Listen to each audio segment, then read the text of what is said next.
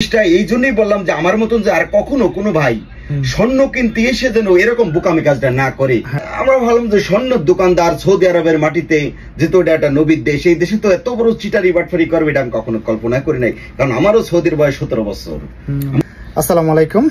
এক ভাই আসছে স্বর্ণ কেনার জন্য। তো ভাই স্বর্ণ কিনছে 8 গ্রাম 3 মিলি। তো এখানে ভাইয়ের সাথে দাম দর কত হয়েছিল ভাইয়া? 230 টাকা করে দাম ছিল। 230 টাকা করে কথা হয়েছে। আচ্ছা, যদিও 230 টাকা করে এখন বর্তমানে স্বর্ণ নাই, ভাইয়ের কথা হলো 230 টাকা স্বর্ণ, তারপরে ব্যাট মজুরি সবকিছু সহকারে কত দর ছিল? 275। আচ্ছা, 275 করে বলছে সবকিছু সহকারে। ওই এরকম ইত্তেফাক করে স্বর্ণ কিনছে 8 গ্রাম 3 মিলি। আপনি টোটাল টাকা দিচ্ছেন কত? 2800 রিয়াল। 2800 রিয়াল। আচ্ছা, 885 রিয়াল রেট কইছে। আচ্ছা, 885 রিয়াল বলছে, আপনার 2800 রিয়াল দিচ্ছেন। আচ্ছা, 2800 রিয়াল যদি দিয়ে থাকেন তাহলে এখানে বাগ এখানে 8.3, তাহলে প্রতি গ্রাম পড়ছে 337 রিয়াল 34 পয়সা। প্রতি গ্রাম পড়ছে 337 রিয়াল 34 পয়সা। তো আমার কথা হলো, এখন আপনারা যারা স্বর্ণ কিনবেন এরকম কিন্তু আপনাদের সাথে ইত্তেফাক হবে যে আপনাকে 270 টাকা করে বা 280 টাকা করে বা 250 টাকা করে আপনাদেরকে বলবো। বলার পরে যে প্রাইসটা নিব এই প্রাইসটা অবশ্যই আপনারা হিসাব করবেন। বাইকে তো হিসাব করেন, আপনি হিসাব করছিলেন নাকি না? আমরা হিসাবটা করি না, এটা আমাদের ভুল। কারণ ওই সময় দোকান বন্ধ করে দিয়েছে, তাড়াতাড়ি করে শাটার বন্ধ করে গেছে, এক শাটার ফাঁক রাখছে, মানে আজান দিয়া দিছে, এমন একটা পরিবেশ।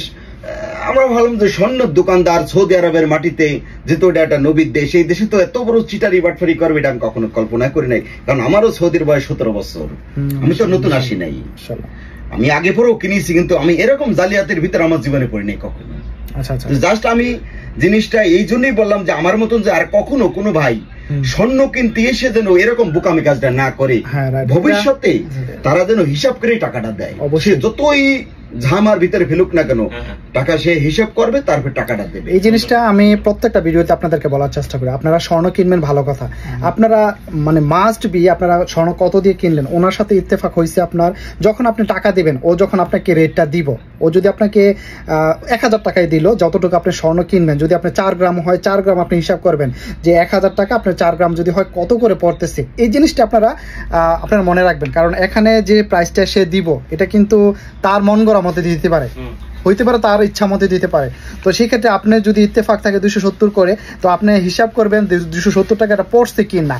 তো এই জিনিসটা আমি ক্লিয়ার করার জন্য আমি যদিও বাইরের ফ্রেজ নিতেছি না, কারণ এখানে এটা অনলাইন জগৎ, তো আমি ফেজ নিতে চাইতেছি না, যেন আপনাদের এই ভুল ত্রুটিগুলো যেন আপনারা সংশোধন করতে পারেন বা এই জিনিসগুলো আপনারা বুঝতে পারেন, সতর্ক থাকেন। তো এই সম্বন্ধে আপনারা আর কিছু বলবেন সবাইকে? না, সবাই ওইটা সতর্ক করুন, কেনার সময় যেন ওই জিনিসটা মাথার ভিতরে থাকে। তো এটা আমারও লক্ষ্য, আমিও এটা চাই যেন আপনারা স্বর্ণ কিনবেন। আমি তো আর সবাইকে সাপোর্ট করতে পারি না বা সবার সাথে যাইতেও পারি না। তো সেই ক্ষেত্রে আপনারা যারা স্বর্ণ কিনবেন এই জিনিসটা খেয়াল রাখবেন। যদি আপনাকে 1000 টাকা এসে প্রাইস বলে, সেক্ষেত্রে 1000 টাকা আপনার কোন দিক থেকে আসতেছে, কোথায় থেকে আসতেছে, কত কইরা দরলো, আপনার ওজন কতটুকু, এগুলো আপনার প্লাস মাইনাস করে হিসেব কইরা বাক কইরা তারপর আপনি যদি মন মতো হয় তাহলে টাকা দিবেন। আর যদি বেশি হয় তাহলে আপনি বলতে পারেন যে এখানে তো রেট বেশি হইতেছে, তাহলে এটা আমি নিব না, বা এরকম প্রবলেমগুলো আপনাদের সাথে হইতে পারে। তার জন্য ভিডিওটি আপনাদের সাথে শেয়ার করা। আশা করি ভিডিওটি আপনারা শেয়ার করবেন, প্লিজ প্রত্যেকটা ভাই শেয়ার করে সবাইকে দেখার সুযোগ করে দেন, যেটা এমনটা আর কারোর সাথে না হয়। আসসালামু আলাইকুম।